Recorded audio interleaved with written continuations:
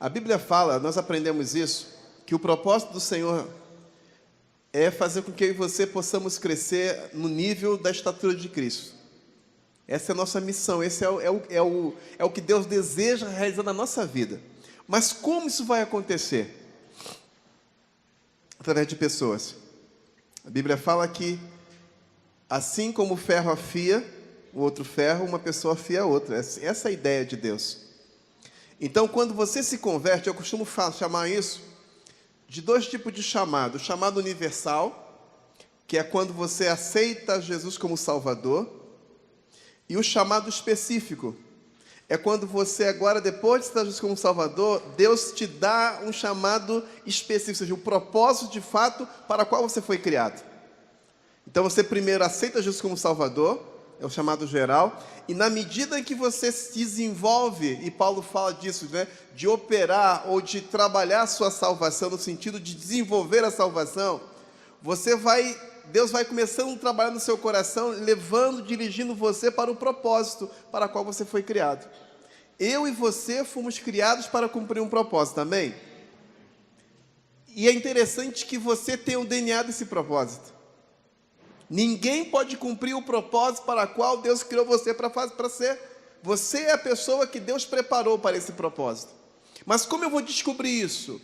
No envolvimento com o ministério que o Senhor te plantou, no lugar que você está, na maneira como você está. Por isso que liderança é fundamental. Nos envolver com pessoas é fundamental para descobrirmos qual é o propósito que Deus tem para a nossa vida.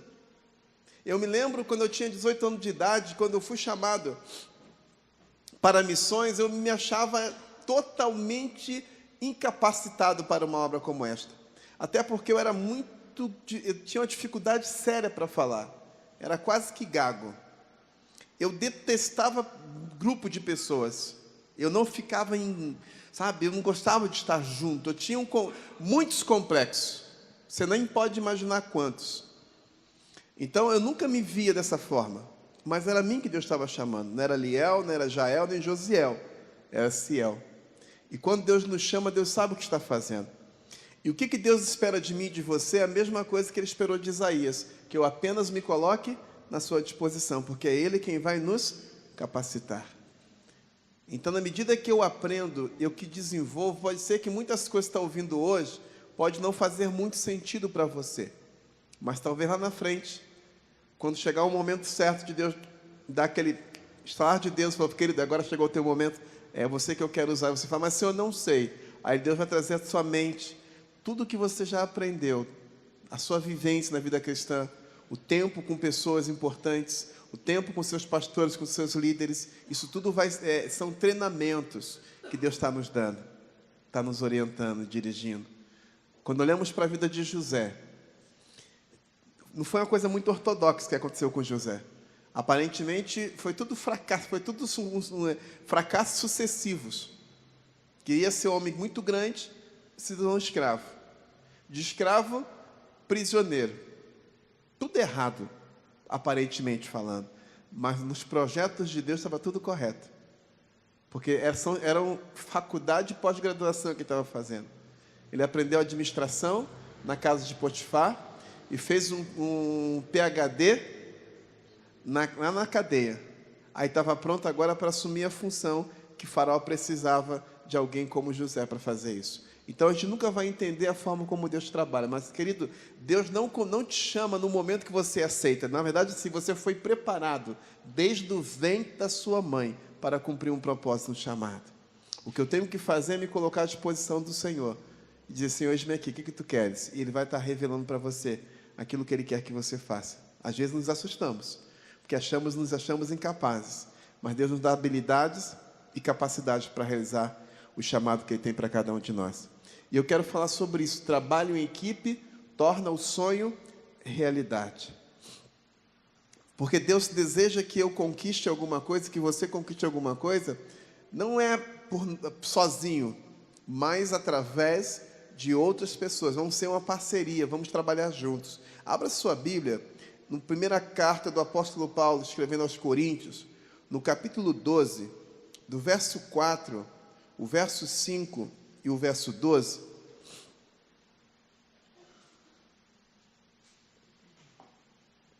Primeira carta do apóstolo Paulo aos Coríntios, capítulo 12, verso 4, verso 5 e o verso 12. Quem puder ler, leia, por favor.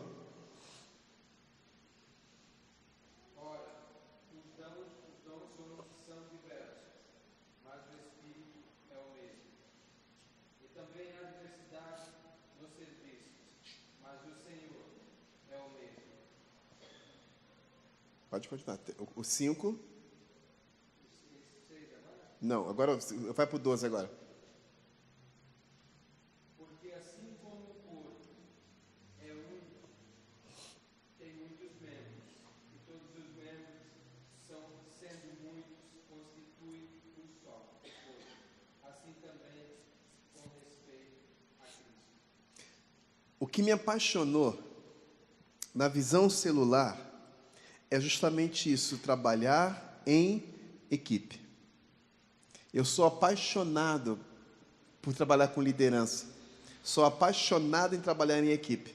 Por isso que eu falei para vocês, eu não vejo a equipe de 12 apenas aquela ideia de alguém que vai trazer resultados.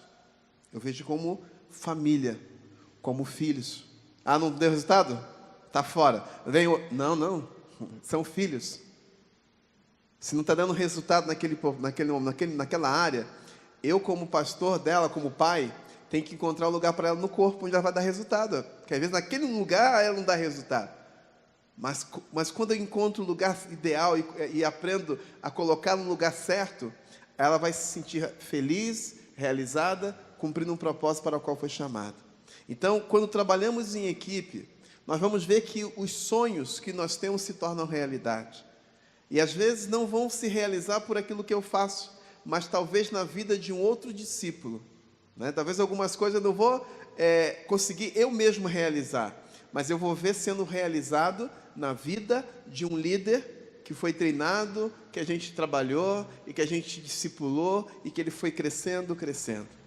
Né? Quando fechamos o congresso Power Fest, que é essa conferência jovem, quem pregou de manhã foi uma das nossas 12 e à noite foi o esposo. A gente fica como aqueles pais, babando. Porque assim, a gente sabe quem elas eram. Sabe das dificuldades, das debilidades todas. E quando nós vemos eles crescendo, se preparando para o pastorado, se preparando para serem consagrados ao ministério, não tem realização maior. Os nossos pastores hoje, foram batizados por nós, e foram consagrados por nós. Então, não tem maior alegria. Eu digo assim, hoje, nós não somos realizados, mas somos gratos. Se Deus entendesse que terminou o nosso projeto, nosso trabalho, meu e da Marcela ali, e nos levasse, nós estaríamos realizados.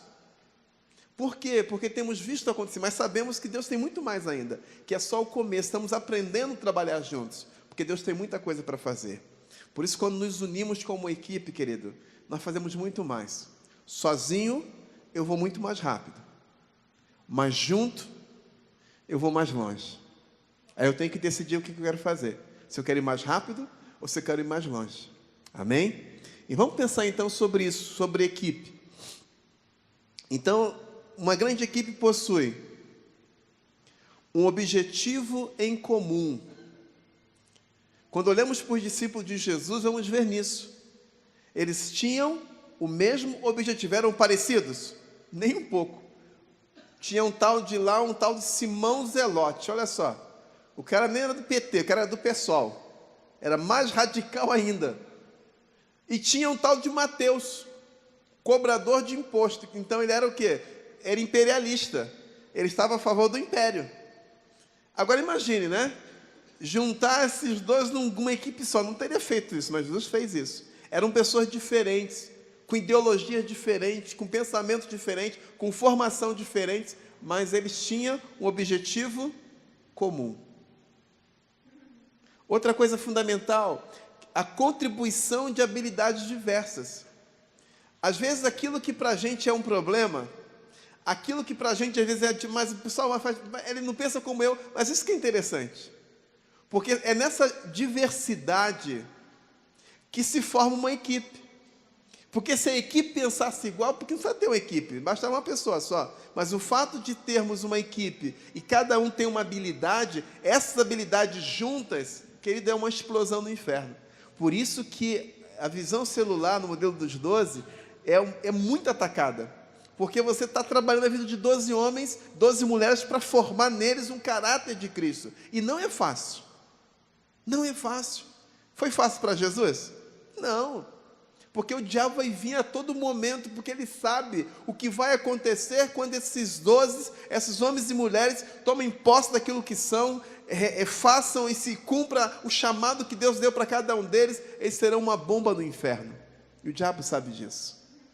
E aí causa muitas celeumas, divisões, problemas que a gente já passou e não estamos isentos de passar por eles. Mas o nosso trabalho permanece e continua, porque fomos chamados por Ele. A outra coisa importante é que na equipe ela possui um forte treinamento e uma forte comunicação. Nós nos conhecemos, nós sabemos quem nós somos, temos dificuldades, brigamos juntos, mas somos uma família e trabalhamos juntos. Então, o que uma equipe eficaz ela faz? A primeira coisa, ela cuida dos seus membros entre si. Então, o alicerce dessa equipe é o relacionamento. Ela precisa estar ligada através do relacionamento. Aí a equipe se torna bem-sucedida. Quando não há aquela ideia de que eu quero ser mais, mas há aquela ideia de que o meu irmão é importante. Como diz a palavra, considerando meu irmão até superior a mim mesmo. Então, a primeira coisa que precisa acontecer é o princípio da segunda milha. O que é o princípio da segunda milha? A primeira milha, às vezes as pessoas vão com você, às vezes pelo senso da obrigação. Mas a segunda milha, ela caminha por causa do relacionamento. Relacionamento. No início, muitas pessoas que vêm porque esperam receber alguma coisa. Mas depois que não receberam nada, apanharam, levantaram e ficaram. Aqueles que ficaram, não ficaram porque estão esperando alguma coisa. Ficaram por causa do relacionamento. Isso é uma equipe. É o princípio da segunda milha. Outro princípio interessante é o princípio da conexão. Esse princípio fala que os líderes sempre tocam o coração antes de pedir uma mão. Antes de pedir ajuda, primeiro eles tocam o coração, eles ficam conectados. O terceiro princípio é o princípio do anfitrião. Eles lideram a conversa e os relacionamentos da sua vida. Eles não se sentem como aqueles que esperam as pessoas lhes servirem. Não, eles tomam a iniciativa de servirem. Eles não se sentem como aqueles que esperam, como convidados. Não. Eles são aqueles que estão sempre à disposição como anfitrião. Outra coisa importante na equipe, ela conhece e pratica aquilo que é importante. Pensa um pouquinho, quais são as 3 prioridades mais importantes que você considera na equipe? Quais seriam 3 prioridades na sua mente, na sua cabeça, daquilo que você acha que é importante para a equipe? Quem pode me ajudar? 3 prioridades. Começar por uma prioridade que você acha importante na equipe. Comprometimento. Outra prioridade. Fidelidade. Lealdade. Então, isso vai nos fazer compreender esse processo de praticar, de conhecer e praticar aquilo que é importante. E aqui nós podemos falar de várias outras coisas, não é verdade? Que nos mostra a importância disso. Querido, a equipe, ela tem que ser a razão do nosso processo, do nosso trabalho. Eu tenho que colocar na minha mente isso. Eu não posso caminhar sem equipe. E se você perceber, quantos aqui são empresários? Você sabe disso. Você sabe que a sua empresa não vai para frente se você não montar uma boa equipe, sim ou não? Não dá, em qualquer lugar, seja no mercado, seja no comércio, numa loja que vende alguma coisa, qualquer lugar que você vá, você precisa pensar sempre em trabalhar através de uma equipe. Eu lembro lá em Sombrio, nós temos uma empresa chamada Ritme. A Ritme é uma das maiores empresas da nossa região. Ela costura para C&A, para Renner, tem umas 4 grandonas, e tem uma italiana também. É umas maiores que temos na cidade. E eles contrataram um consultor, né, e o consultor reunido, lá primeiro ficou reunido com alguns funcionários da administração, perguntou assim, ó, vocês não querem trabalhar para mim? Eu tenho um emprego bom para vocês, não querem trabalhar comigo? Eu falei, não, estamos bem aqui. Tem certeza? Não, ele só ficou olhando para a cara dele assim, ó, estranho, né? O cara vem da consultoria, ainda está querendo tirar os empregados da empresa. Eu quero montar um negócio no shopping aqui de vocês, vocês não querem trabalhar comigo? Ah, não, nós estamos bem aqui na nossa empresa. Ah, tá. Aí na reunião com a dona, ele falou assim, ó, tá vendo? Eu convidei fulano, fomos trabalhar comigo. Nem disse o quanto eles iam ganhar, eles não quiseram trabalhar comigo. Mas também não ganhou muita coisa não, dá para pagar só um salário mínimo para eles. Mas eu achei interessante, falou para a dona, eu achei interessante que eles nem quiseram ouvir minha proposta, porque eles gostam de trabalhar com você. Então, se você não investir neles, você vai perdê-los. Assim mesmo, na frente dos funcionários, na frente da patroa. Porque ele fala assim, ó, eu posso falar o que eu quero para ela, né? Porque ela pode mandar embora, né? E a realidade, invista neles, se você quiser dar continuidade. Porque ele falou assim, você chegou numa idade, e fala para ela mesmo, né? Que daqui a pouco o seu tempo acabou. Quem vai assumir vai ser sua filha. E a filha falou, é verdade, mãe, eu vou para outra loja, porque tem outra fábrica, vou para outra fábrica e vou levar todos os 3 comigo. Mas filha, vou, se a mãe investir neles, eu levo para mim. Essa é a realidade hoje. Investimento em equipe. Se nós queremos, então, ver o crescimento tremendo. Então, nós temos que saber aquilo que é importante para trazer esse crescimento. A outra coisa que a equipe faz, ela cresce junta. Por que crescer junto como equipe é tão importante? Porque, na verdade, nós conhecemos uns aos outros. É tão gostoso quando nós olhamos algumas fotos do início, né? E a maior parte da equipe, daqueles que estão conosco bastante tempo, a gente vê alguns com cabelo, alguns cabelo ainda escuro. Mas é tão bacana ver alguns mais magros, alguns solteiros ainda, agora casados. Gente, é lindo de ver o processo que Deus foi trabalhando. Isso foi trazendo crescimento, foi gerando na gente uma família. Não tem coisa mais tremenda do que isso. Eu sou apaixonado por isso.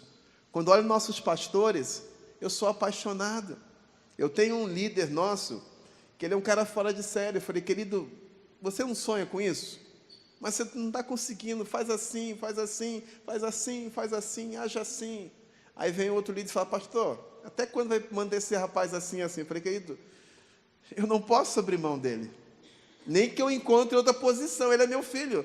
Eu não posso me dizer porque ele não funciona aqui, descartar. Eu tenho que encontrar uma área para ele trabalhar, mas eu não posso abrir mão. Se não é a área dele essa aqui, eu vou ter que descobrir. Como líder dele, e vou ter que ter sincero, que você gosta disso, mas não é sua área. Quem sabe nessa seja a sua área. Mas entende, querido, eu não posso abrir mão de alguém que caminha comigo desde 10 anos de idade, quando era todo orelhudo. Agora cresceu, é casado, tem 3 filhos, e está comigo até hoje. Já passou por poucas e boas comigo. Como é que eu vou abrir mão de um guri que está desde 10 anos de idade? Hoje está com 20 e poucos anos de idade, né? Quase 30, com filhos, não tem como. Porque nós conhecemos, né? Vimos o crescimento, vimos a família sendo formada, vimos a conquista da casa, a conquista da reforma da casa, os sonhos sendo conquistados. Isso é equipe. Não é uma questão de número, não é uma questão de produção, eles não são empregados. Eles são uma família, nós somos, né, uma família de pais e muitos irmãos. Quando entendemos isso, a equipe investe nela mesma, a equipe se dedica, porque sabe que não é o resultado apenas que conta, mas é principalmente a consolidação dos relacionamentos. E a gente não abre mão disso. Então ela precisa crescer junta. né? E você poderia pensar que uma equipe, ela precisa trabalhar em alguns detalhes. O primeiro detalhe é o crescimento do líder, que determina o crescimento da organização. Se você é líder, você tem que entender que os discípulos vão crescer no nível do seu crescimento. E em nossa igreja nós temos, né, motivados cada discípulo nosso, líder de 12 discípulos, a estudarem. Quando começamos o nosso projeto, a maior parte da nossa equipe não tinha nem o 2º grau. É interessante, não tinham nem o 2º grau. Aí eu motivando, dizia assim, ó, a partir de hoje, quero que saiba de uma coisa, não vou consagrar ninguém a pastor que não tenha pelo menos 2º grau. Aí eles ficaram apavorados no início. Mas entenderam. Aí eu fiquei, mas pastor, mas precisa... Falei, querido, a questão é a seguinte, não é isso que vai determinar a unção de vocês. Mas se vocês querem conquistar uma cidade, a cidade tem professores, a cidade tem prefeitos, tem empresários. E como é que você vai chamar por modo de prudente? Irmão, por modo de quê? Jesus veio com nós, tem alguma coisa errada. Você vai ter dificuldade. Então você precisa estudar, estar à disposição. E começaram a fazer isso. Só para os irmãos terem ideia, na equipe hoje, temos uma formada em recursos humanos, um outro formado em processos gerenciais, temos 2, uma termina agora psicologia, outra também na psicologia, 3 em pedagogia, mas quem, Marcela? Deixa eu lembrar mais alguém aqui. E fora aqueles que vão, porque a esposa foi primeiro, agora ela tem que dar um tempo para o esposo ir também. Porque depois, até o sistema à distância já facilita. Se a pessoa tem dificuldade de pagar uma mensalidade muito cara, de tempo, até o estudo à distância. Mas sabe o que eu fiz? Eu fui estudar também. Eu tinha feito teologia, mas fui e voltei a estudar, para mostrar para eles que era possível. Voltei a estudar, terminei o curso de processos gerenciais e ainda fui orador da turma, né? E convidei todos os 12 para a minha formatura, para mostrar para eles que é possível. Ah, pastores, acham que com 30 anos não tem mais na idade. Tá, mas se 30 anos eu estou com 53, e por que eles não estão na idade? Ainda falei para eles, né? Ano que vem eu quero fazer uma 2ª faculdade, quer dizer, uma 3ª faculdade, porque é possível. E nós temos que entender isso, que o crescimento do líder vai determinar o crescimento da organização. Nós temos um líder, por exemplo, de jovens, que ele já percebeu isso. Porque nós estamos cantando essa pedra há muito tempo. Ele assumiu os jovens agora. Só que nos jovens nós temos uma que vai fazer mestrado agora em agosto. Nós temos a maioria dos jovens com curso superior. A maioria da nossa juventude da rede tem curso superior. E o que não tem curso superior tem 2º grau completo. Aí o líder jovem percebeu assim, opa, eu vou ter que ficar mais esperto. Aí percebeu assim, ó, eu preciso estudar. Agora ele entendeu isso, porque para que ele possa ter a mesma linguagem dos líderes, dos líderes que ele lidera. Se ele não crescer junto, ele vai ser o efeito tampa. Então o líder vai crescer e o crescimento dele vai determinar o crescimento também da organização.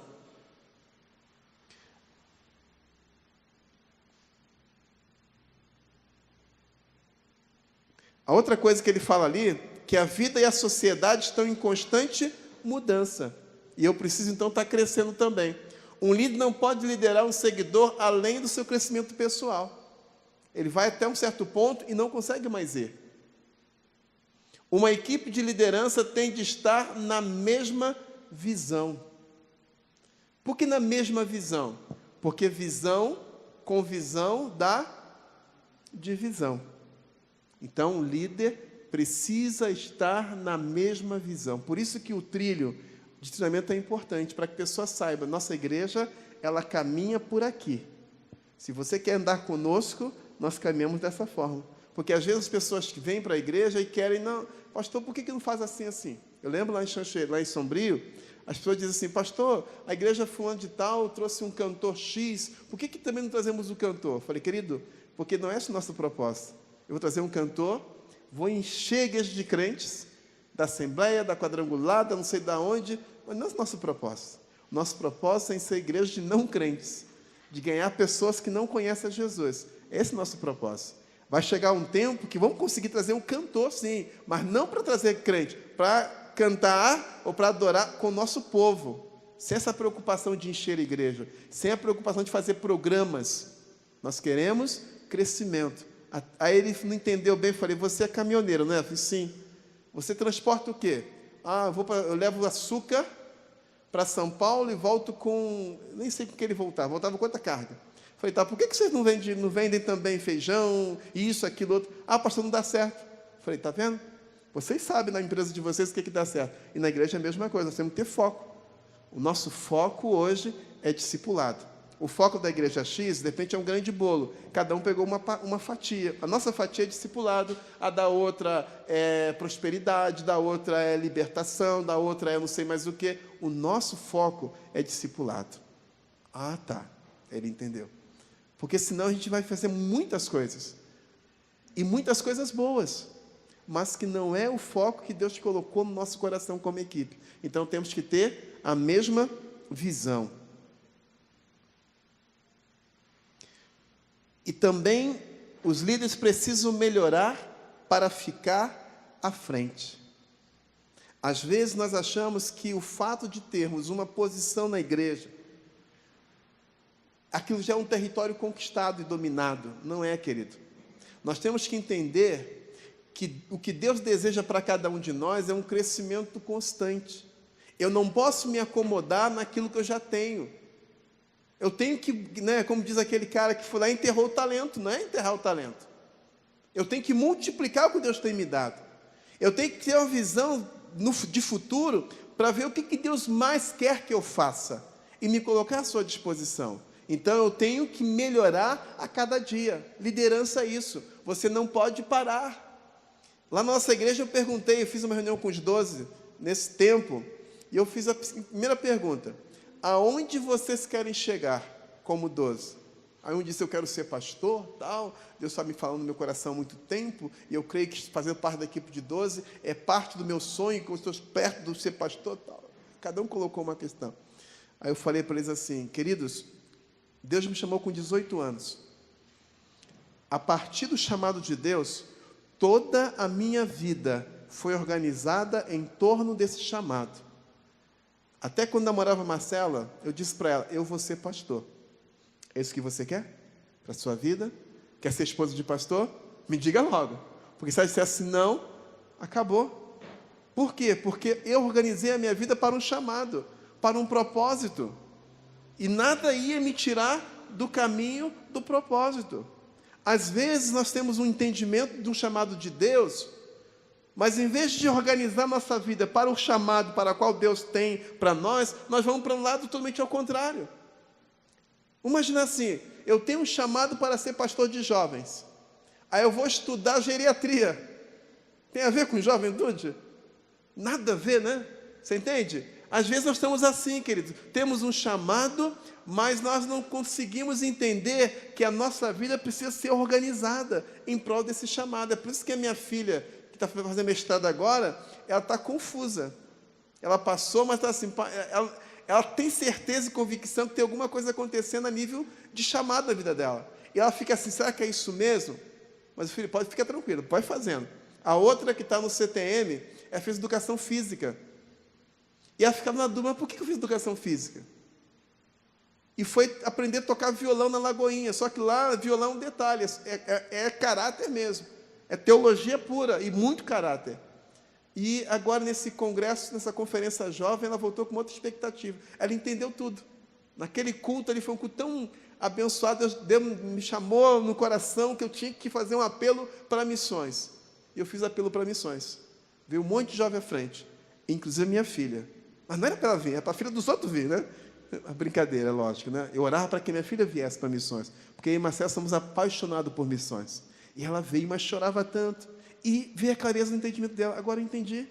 Educação física, mais o violão e o meu curso, e trabalhar com criança. Alguém que não gostava de criança. Agora ela entendeu. Com a formação que ela tem, e nós temos, né? Ela gosta de criança, mas não trabalhar com criança. Mas agora não, ela entendeu. Aí nós estamos, talvez, ano que vem, na Moçambique. Quero apresentar um projeto da nossa ONG de lá, para ela conhecer, que lá tem um projeto parecido com a cara dela, que é um trabalho com futebol. E minha filha jogava futsal. E ela é muito boa no futebol também. Então está fechando tudo. Às vezes nós não compreendemos como é que Deus trabalha. E achamos que aquilo que nós estamos fazendo não tem nada a ver. Mas quando me coloca à disposição, Deus começa a dar sentido. Aquilo que eu aprendi, aquilo que eu já fiz, aquilo que eu não fiz, e direção para aquilo que eu tenho que fazer. Mas a minha mente tem que estar ligada no propósito. Eu preciso investir, querido. Se eu quero alcançar um propósito, eu tenho que investir no propósito que Deus tem para a minha vida. Uma equipe eficaz tem uma boa química.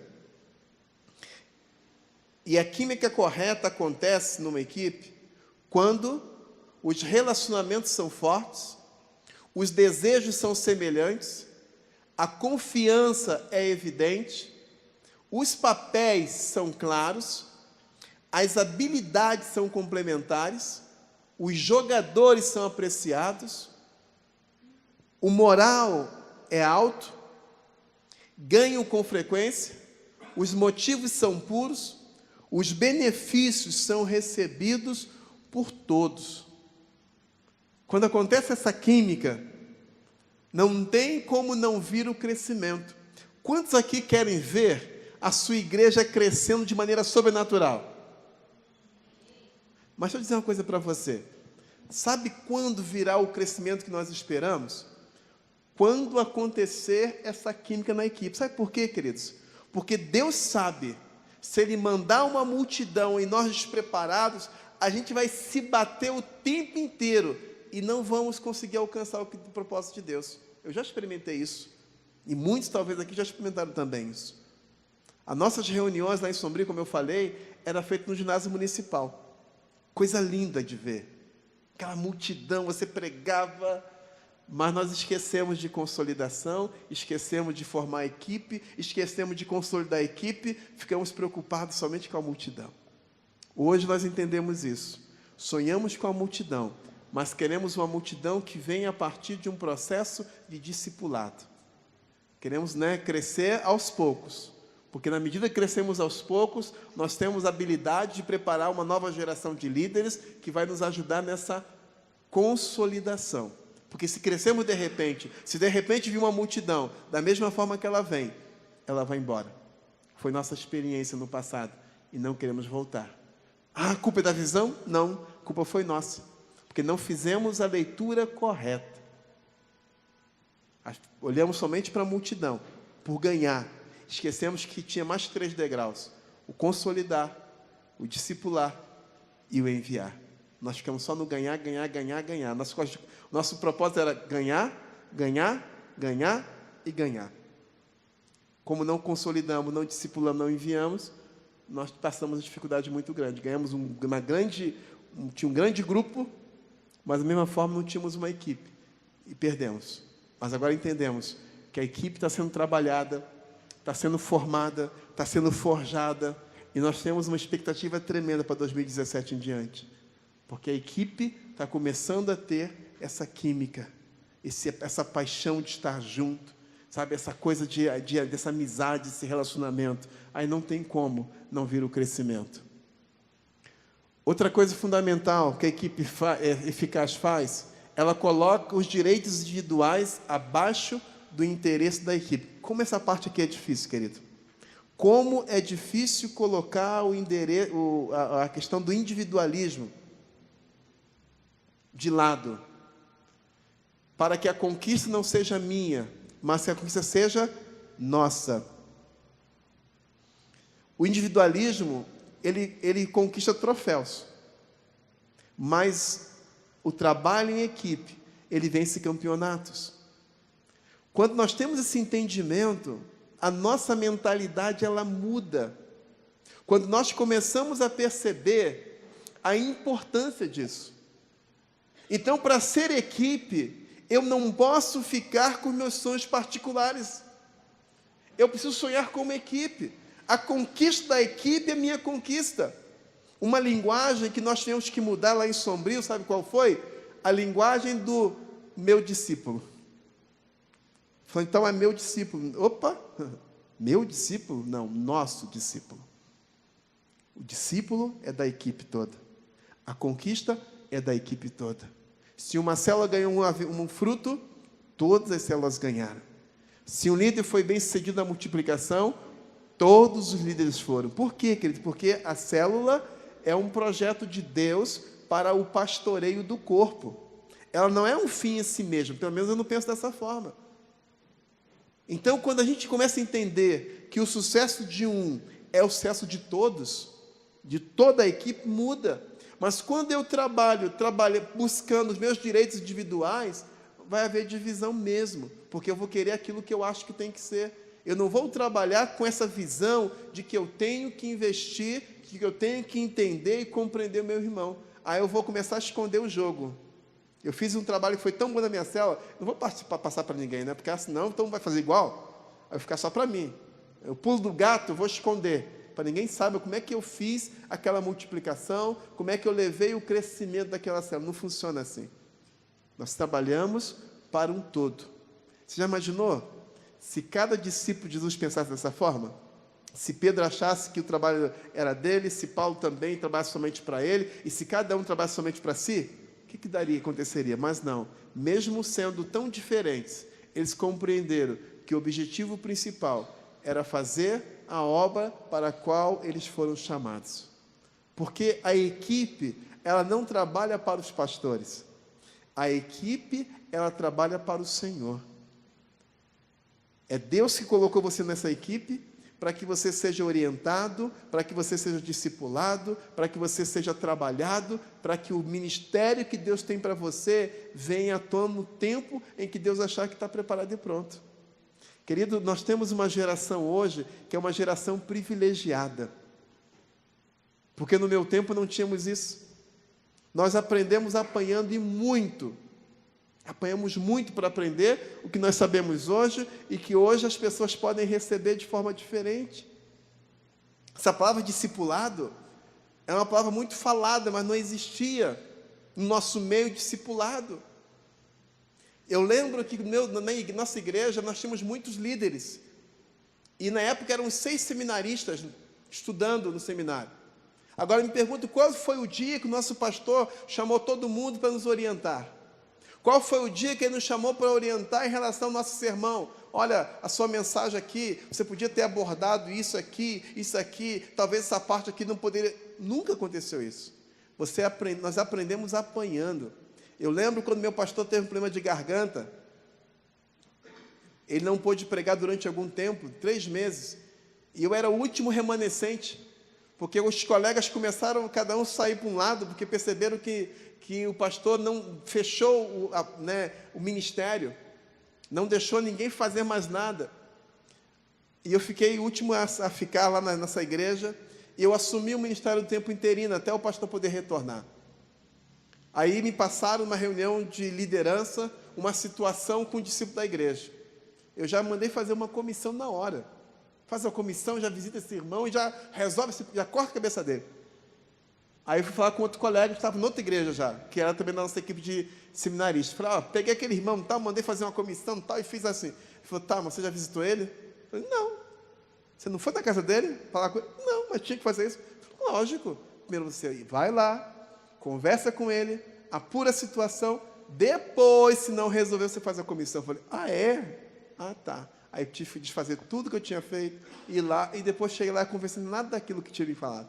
Mas na minha imaturidade, eu já estava pronto para cortar a cabeça, sem nem ter ouvido a outra parte daquela mesma situação. Porque a gente faz tanta besteira, a gente comete tantos erros, por falta de pessoas que nos orientem. Mas na equipe, nós aprendemos juntos, nós somos lapidados, nós somos construídos, né? Essa é a vantagem que essa geração tem.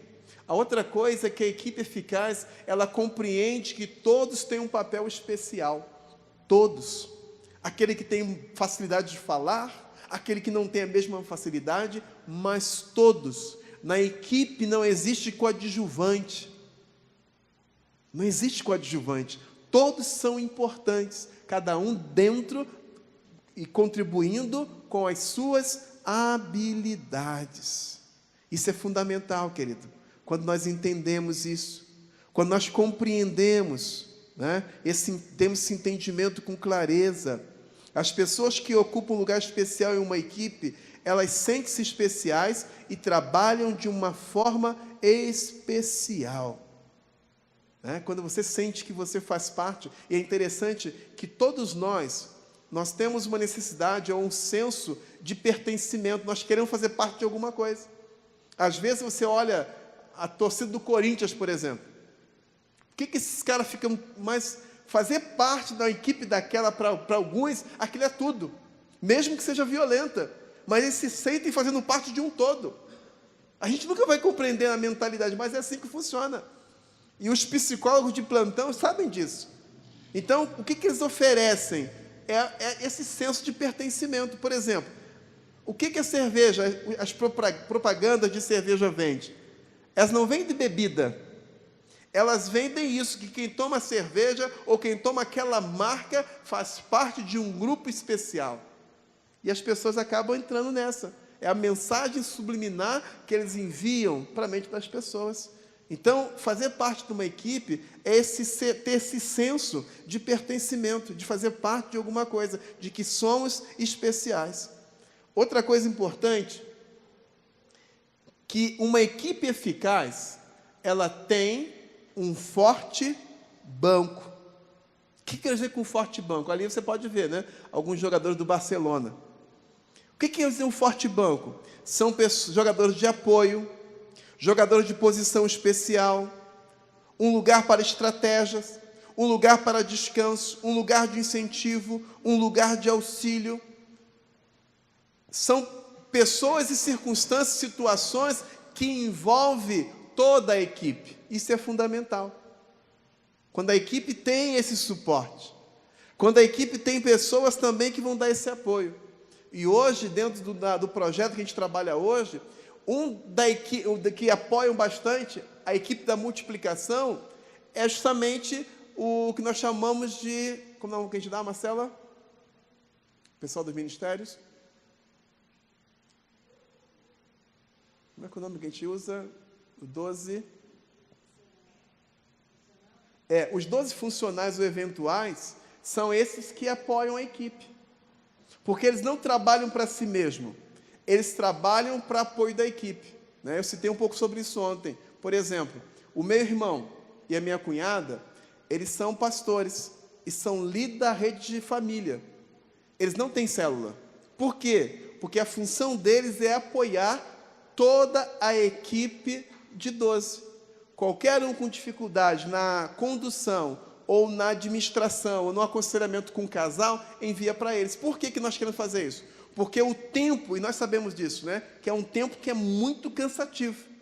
Então, o tempo que um 12 vai fazer um processo de discipulado com o casal, ele vai ter que deixar de fazer outras coisas para poder se dedicar àquele casal. O que ele faz então? Ele vai dar o primeiro combate. Se ele percebe que não resolveu o problema e que aquele casal precisa de um acompanhamento, ele envia o casal para esse pastor de família, que não tem uma célula, mas faz parte de uma célula e vai fazer um acompanhamento individual. Porque temos o acompanhamento coletivo, que são os grupos de casais que eles fazem reunião, estudam um material específico, mas tem também o acompanhamento específico, quando é um problema que não dá para ser trabalhado a nível coletivo, que tem que ser um pouco mais individual. Então, eles têm esse tempo para fazer um estudo mais específico para acompanhar o casal. Então, se a gente não tem esse banco de apoio, esse grupo que vai nos ajudar, o trabalho não vai render, a gente fica sempre patinando no mesmo lugar. Outra coisa importante, uma equipe eficaz sabe exatamente onde a equipe está inserida. Ou seja, cada um deles sabe o que tem que fazer, o que precisam fazer, como fazer. Porque, do contrário, cada um vai tentar achar ou descobrir algumas coisas que não é aquilo que é a direção própria do ministério. Mas quando a equipe está entrosada, ela sabe exatamente onde a equipe está inserida, onde queremos alcançar. Por isso aquela ideia de estarmos sempre repassando a visão, repetidamente. De novo, irmãos, vamos fazer célula. Então, lá, essa parte fica uma célula. A Marcela faz uma célula novamente. Mostra como é que faz uma célula. Sabe por quê? Parece que mas de novo, mas sim, porque parece que a gente entra no automático. Nós percebemos que algumas células assim, começa a célula, eles estão conversando, batendo um maior papo. Agora vamos parar, vamos começar o quebra-gelo. Pô, mas está todo quebrado o gelo ali, está todo picotado. Mas não, porque já a cabeça foi o quê? Quebra-gelo, louvor, né? Aí eu falei, querido, não precisa. Já estavam conversando sobre futebol, estavam conversando sobre carro, estavam conversando sobre um monte de coisa, estava todo mundo ali discutindo, aquela coisa animada. Irmão, vamos começar agora a célula. Vamos agora passar para um quebra-gelo. Pô, mas para que quebra-gelo? Acabou de quebrar o gelo todo, não tem nenhum gelo para ser quebrado. Mas por quê? Porque entrou no automático. Agora, a parte do louvor. Aí bota uma música, o cara, tem gente que toca violão na célula, mas não leva violão. Leva o quê? O som. Vamos botar uma música, aí bota aquela do Cirilo, aquela que fica, né? Lá, lá, lá, lá, lá, e bota, a pessoa fica assim, né? Tem um cheio do trabalho, cansado, imagina, né? É isso, porque não tem graça aquilo, né? Aí nós temos que sempre revisar, fazer de novo, mostrar que eles podem melhorar. Então, quando a gente faz isso, a gente mantém a equipe sabendo onde a equipe tem que ir, para onde tem que ir, como tem que fazer, porque senão a gente entra no automático. Aí nós temos que estar sempre relembrando por que nós fazemos assim, por que somos assim e por que nós chegamos a essa conclusão. Aí eles vão entendendo, mas tem que estar sempre repetindo a mesma coisa, para que eles possam ter essa compreensão. Uma equipe eficaz, ela está disposta a pagar o preço. Alguns não gostam dessa expressão, pagar o preço. Significa o quê, querido? Não há sucesso sem sacrifício. A nossa equipe está estudando hoje, fazendo faculdade, aí eles dizem assim, pastor, agora estou estudando bastante e tal, eu tenho um trabalho para fazer, não dá para fazer célula, porque não sei o quê, porque não sei o quê. Eu falei, você não entendeu nada. Porque a ideia era para motivar, só que as pessoas começam a usar agora o estudo como empecilho para estar no culto, porque tem que fazer uma prova, aí não pode ir no culto. Quer dizer, 1 hora de culto, às vezes, 1 hora de célula vai atrapalhar toda uma prova, mas as pessoas começam a achar que isso é desculpa. Aí eu começo a dizer assim, queridos, eu trabalhava, saía às 5 da manhã, porque no Rio, trem lotado, ônibus lotado, ia para o trabalho, saía do trabalho 6 e pouca, pegava outro ônibus lotado, ia para a faculdade, voltava para casa 10, 11 horas, quase meia-noite, para 5 da manhã estar de pronto, pé de novo, dirigia uma congregação, um culto, às vezes fazia plantão de 36 horas, ainda tinha que ir para a congregação. Falei, é possível. Querido, é um preço. Às vezes nós queremos conquistar algumas coisas sem pagar preço. Se você quer ser, quanto tempo você tem para oferecer? 1 hora? Não pode ser líder de célula só com 1 hora. Aí você pode ser da recepção, você pode ser qualquer outra função que de repente o pastor vai achar para você. Mas para ser líder, eu preciso de um pouco mais de tempo, sim ou não? É que eu digo para eles. Para ser pastor, então, é um pouco mais ainda. Mas as pessoas não pensam que tem um preço. Eles querem a mesma função, mas não querem pagar o mesmo preço. Não existe isso. Se eu quero ser 12, o preço é mais um pouquinho ainda.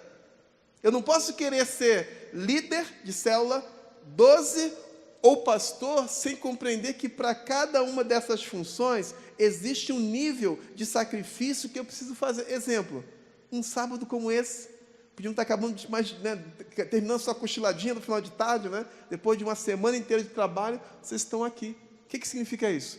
Esse é o preço.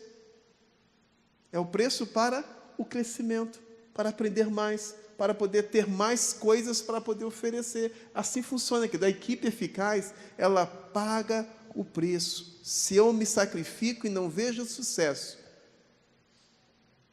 como alguém vai colher alguma coisa lá na frente? Eu preciso me sacrificar. Então, alguém que me segue vai colher o sucesso do meu sacrifício. Mas eu tenho que pagar esse preço. Outra coisa importante, que uma equipe eficaz diz sim às perguntas corretas. E 10 perguntas que a equipe deve se fazer. Primeira pergunta: nós respeitamos e confiamos uns nos outros? Respeito e confiança andam juntos. Segunda pergunta, nós nos preocupamos uns com os outros? Ou seja, você está honestamente interessado no bem-estar do seu companheiro de equipe? Os membros da equipe sentem liberdade para se comunicar abertamente?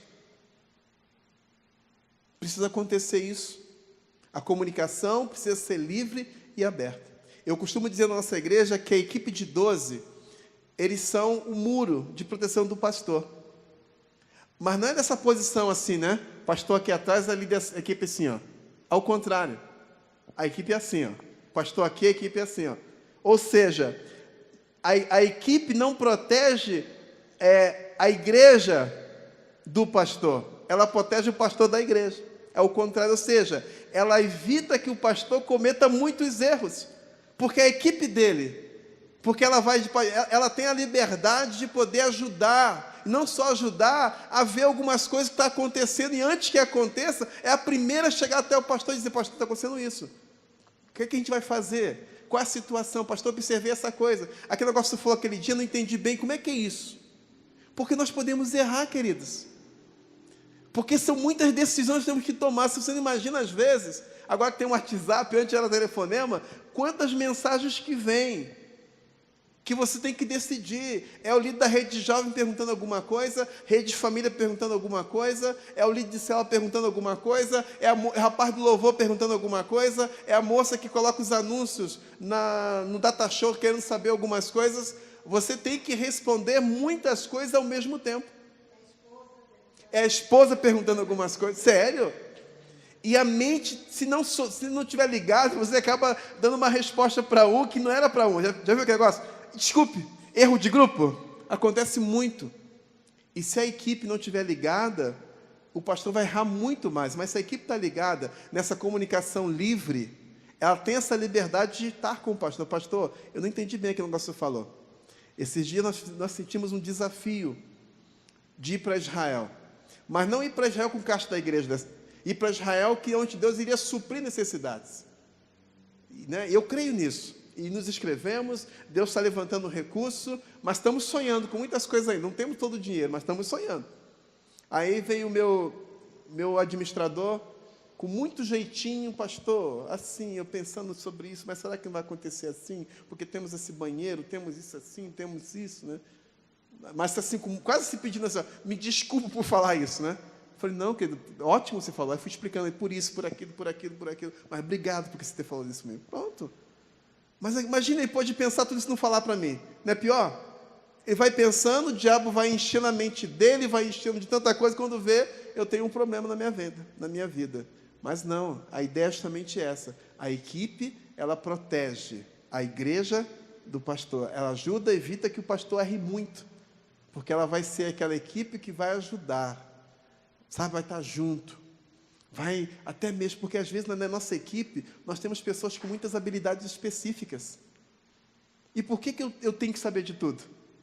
Não é verdade? Tem gente com habilidade tremenda em outras áreas, por que ela não pode me ajudar naquela área? Eu não posso pedir conselho para ela naquela área que ela tem habilidade. Isso é fundamental, isso ajuda também. Outra pergunta, nós entendemos os objetivos da nossa equipe? O foco está correto? Nós temos um compromisso com esses objetivos?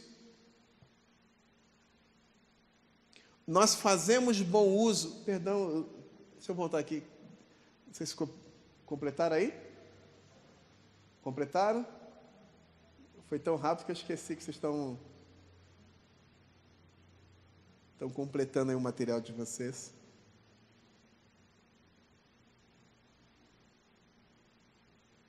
Isso é fundamental, querido. Quando eu faço as perguntas certas, eu vou ter as respostas certas. É por isso que eu sou apaixonado pela visão celular, porque ela nos facilita a ter uma equipe. E não só ter uma equipe onde você pode sonhar. Antes não, antes alguns eram selecionados para crescer mais. Hoje não. Aqueles que querem crescer e se envolvem automaticamente, eles vão assumindo as funções e as posições que Deus deseja para a vida dele. Nós fazemos bom uso das habilidades de cada membro da equipe? Usamos essas habilidades que eles têm para o bem da própria equipe? Nós tratamos o conflito como sucesso? É interessante isso. Porque o conflito na equipe, ela ajuda no crescimento, mas às vezes pode ser um problema. Eu lembro que, quando falo de conflito, nós enfrentamos ano passado um grande conflito. Quando alguém da nossa equipe decidiu abrir mão de tudo e decidiu ir para os Estados Unidos, ganhar dinheiro. E não somente era um dos líderes mais importantes, né, ou fortes, mas era um dos pastores mais antigos da nossa equipe. E decidiu, e assim, não foi assim trabalhado. Ele disse, pastor, eu e a família decidimos ir para os Estados Unidos. Eu tenho que falar alguma coisa? Não foi construído, ele decidiu. Falei, irmão, então tá bom. Aí, como ele estava na congregação, eu substituí, mandei outro pastor para a congregação, para a igreja que nós tínhamos no bairro, e ele, então, ficou, né, mais voltou para a igreja, ficar junto com a gente na igreja, e, mesmo assim, nós honramos o salário dele até quando ele foi embora. Isso foi em agosto, até março, nós honramos o salário dele, para que ele saísse na bênção, para ninguém dissesse, deixaram o... Não, saiu, foi, né, a igreja honrou até o final. Mas não é fácil explicar para a equipe isso, porque nós trabalhamos debaixo de legalidade. Aí vem a pergunta, tá, pastor, mas alguém que vai para a América com visto de turista pode trabalhar? Pode, queridos? Sim ou não? Não. Então está ilegal, sim? Aí começa, então, mas como é que um pastor faz isso? E agora, para você explicar uma coisa dessa? Como é que o pastor fez isso? O pastor cobrava tanto isso, olha que é complicado. Aí vem a outra questão.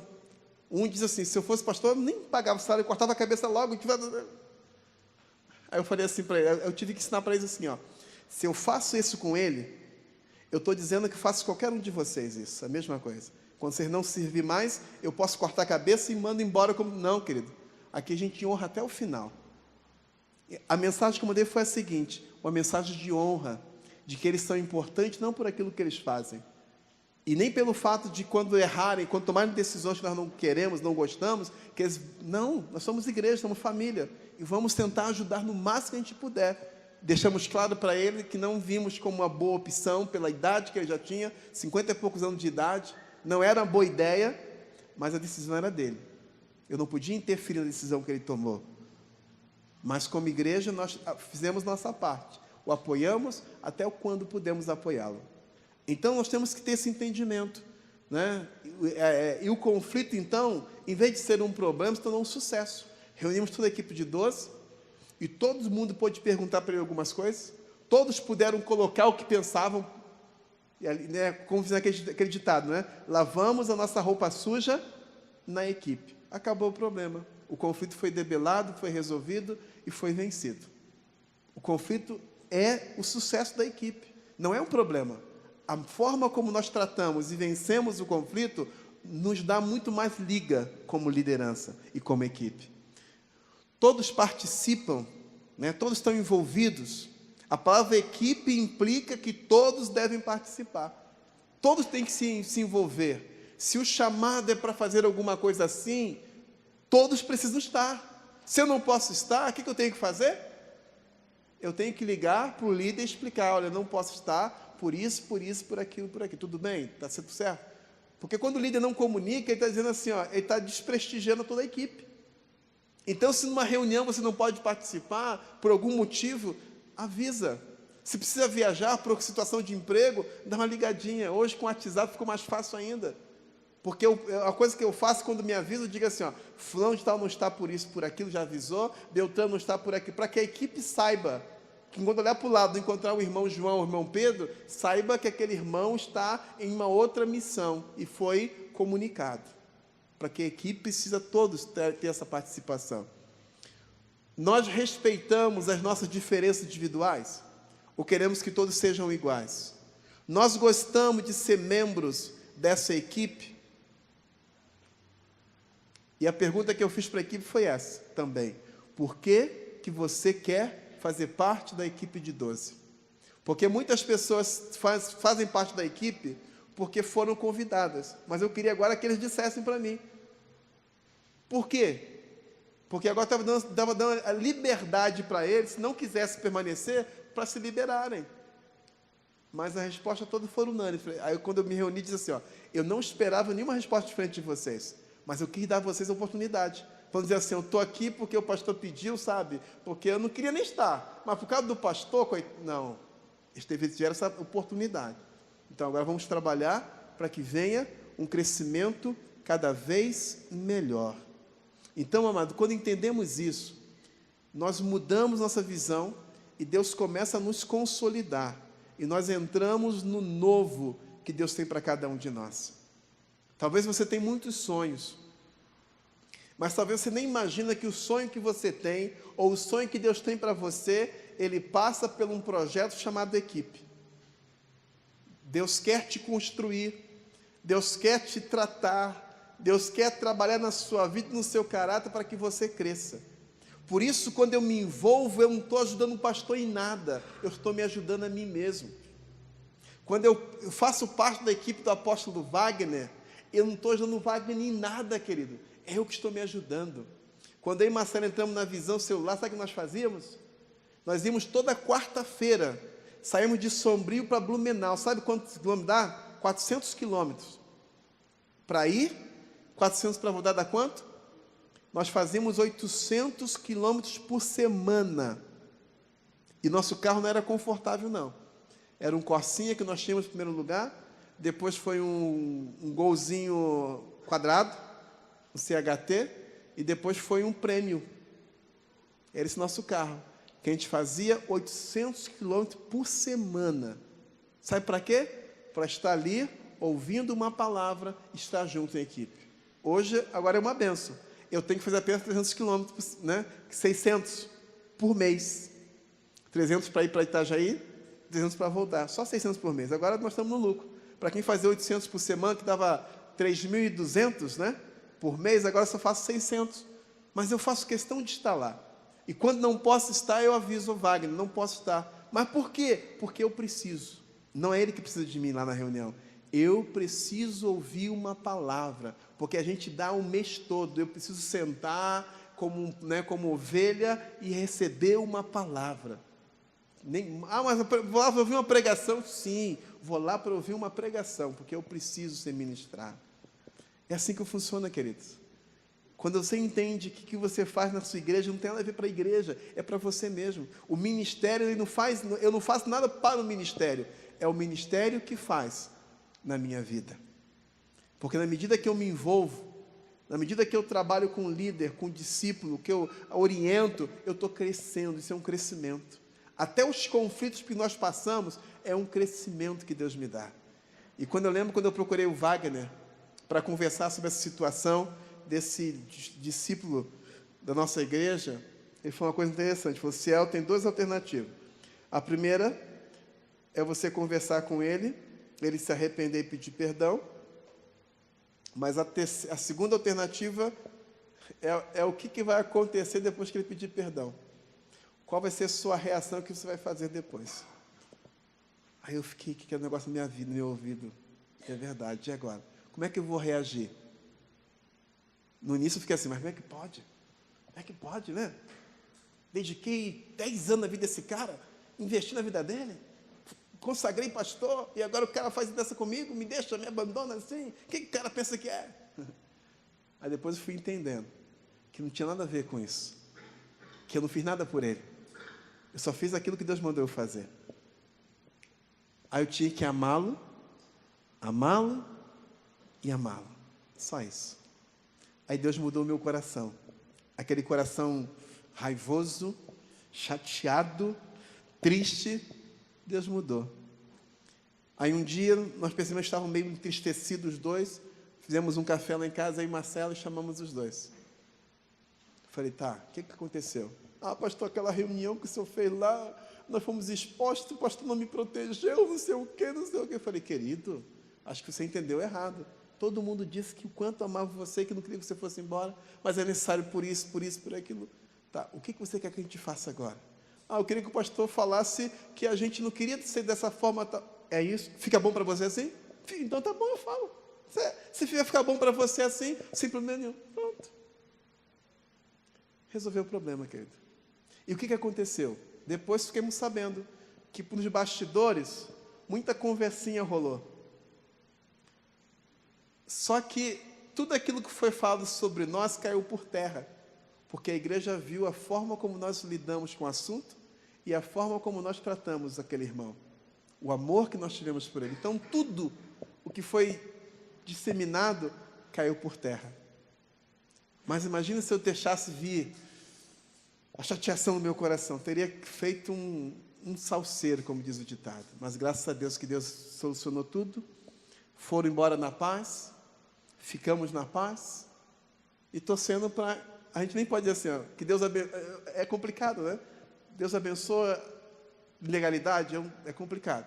Mas a gente fica assim, mas que dê certo, né? Que alguma coisa dê certo, que eles se acertem, porque é complicado demais. Mas faz parte, querido. Lidar com gente faz parte. Mas quando temos essa sabedoria de Deus no nosso coração, Deus muda a realidade. Amém? Só para fechar, eu só quero dar uma informação sobre a Roda Vida. Bota a Roda Vida para a gente. Está aí, não?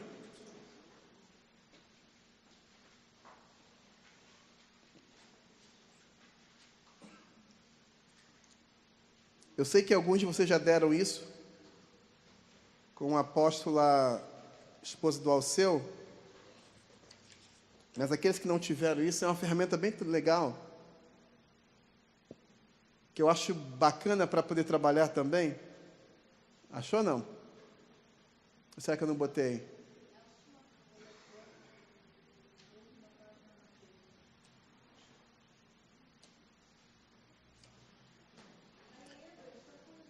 Ok. Olha só, olha o seu desenho aí. Cadê o meu desenho? Já achou?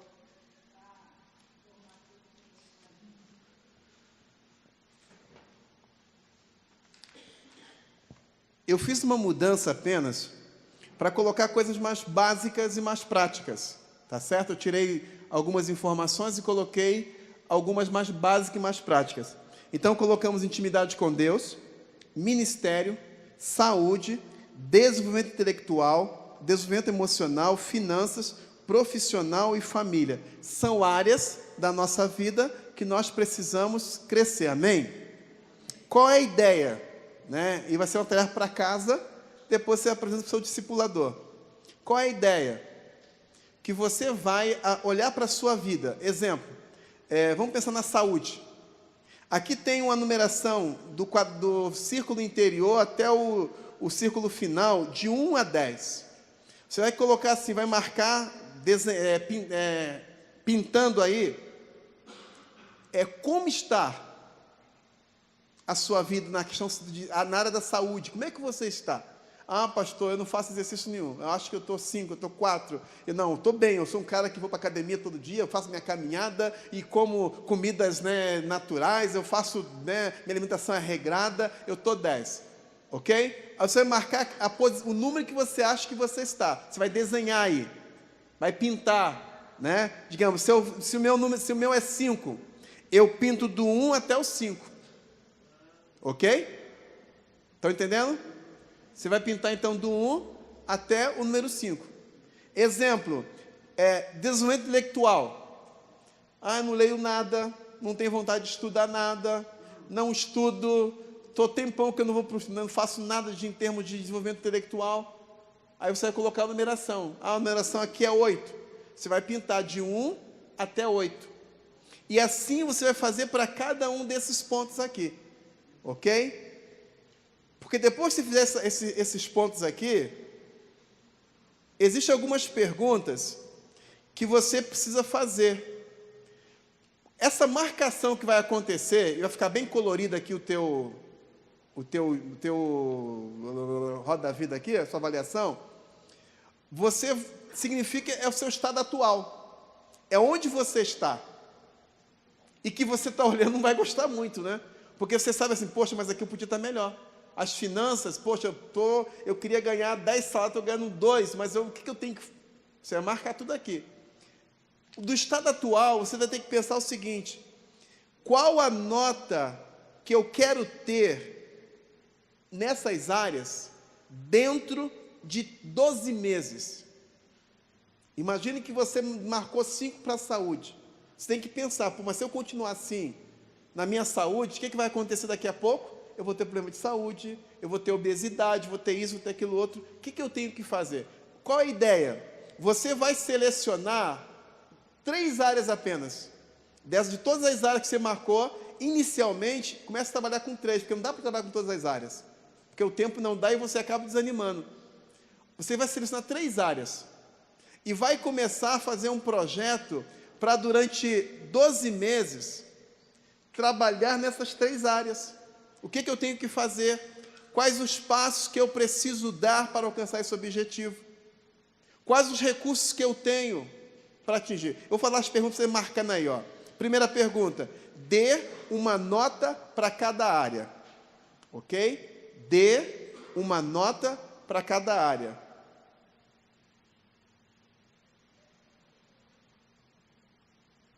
Estado desejado. Qual a nota que eu quero ter dentro de 12 meses? Estado desejado. 2 pontos. Qual a nota que eu quero ter dentro de 12 meses? Estado desejado. Qual a nota que eu quero ter dentro de 12 meses? Ok? Outra pergunta. Quais as 3 áreas principais? Quais as 3 áreas principais? Quais as 3 áreas principais que preciso focar nos próximos 12 meses? Quais as 3 áreas principais que eu preciso focar nos próximos 12 meses?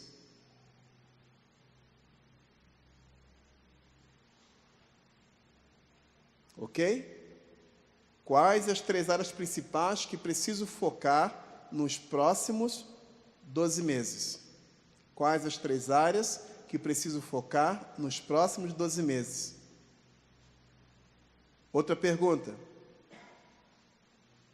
Que 3 passos eu preciso dar? Que 3 passos eu preciso dar para alcançar meu objetivo? Que 3 passos eu preciso dar para alcançar meu objetivo? Repetindo, que 3 passos eu preciso dar para alcançar meu objetivo? Que 3 passos eu preciso dar para alcançar meu objetivo? E a última pergunta, que recursos eu tenho para atingir este objetivo? Que recursos eu tenho para atingir meu objetivo ou esse objetivo? Que recursos eu tenho para atingir meu objetivo? Que recursos eu tenho para atingir meu objetivo? Qual a ideia, então? Vamos pensar na saúde novamente aqui. Quais são os 3 passos que nós precisamos dar para melhorar nossa saúde? Vamos pensar num passo que eu posso dar. Atividade física. Tá, vamos pegar, peraí. Atividade física, amém? Todos? Tá, a pergunta é, quando? Quais são os dias da semana? E qual vai ser o dia que você vai começar? Sim, mas qual dia? Que dia do mês? Qual o dia do mês? Não, qual o dia? Dia 10, dia 12, dia 15, dia... Você entendeu? Você não pode botar só no geral. Eu tenho que fazer 3 na semana. Sim, mas qual é o dia da semana? Segunda, quarta, sexta. Ok, mas qual é o dia da segunda-feira? Porque segunda, quarta, sexta pode ser até 2020. Você entendeu? Você tem que botar meta para você mesmo. Eu vou começar dia 2, dia 3, dia 4, dia 5, 8 e 10 eu faço isso. Se não fizer assim, você não consegue. Você entende? Os passos, além de você pegar os passos, você precisa dizer o dia dos passos, mas para você me dizer assim, ó, vai ser o dia tal, a hora tal. Eu tenho que caminhar, por exemplo. Ok, eu vou caminhar segunda-feira às 18 horas, no dia 10 de agosto. Você entendeu como é que funciona? Se não for assim, a gente não cumpre os passos. E vão ficar se manipulando, não cumprir, sabe por quê? Porque não deu tempo, porque não funciona assim. Aí o nosso cérebro é interessante. O nosso cérebro não distingue o que é certo e errado. Ele trabalha por padrão. Sabia que é assim que o cérebro funciona? Ele olha assim, o que é padrão? O padrão é, estou cansado. Então o padrão é esse. Então é justo ficar não fazer porque eu estou cansado. Porque o padrão, que o comando que eu dei foi esse. Não fiz porque estou cansado. Não fiz porque estou cansado. Não fiz porque estou cansado. É um comando. A neurociência explica isso. Se você continuar repetindo as coisas muitas vezes, aquilo vai ser um padrão para o seu cérebro. E ele vai dar um comando para você justificando você. Exemplo. Eu não consegui alcançar essa meta na empresa por causa do meu patrão. Pronto. O cérebro se acomoda. Por que vai te cobrar algo? Por que tua consciência te cobrar alguma coisa? Se você já deu um comando dizendo que foi por causa do patrão. Então fica tranquilo. Você não alcançou porque o patrão não deixou. Pronto.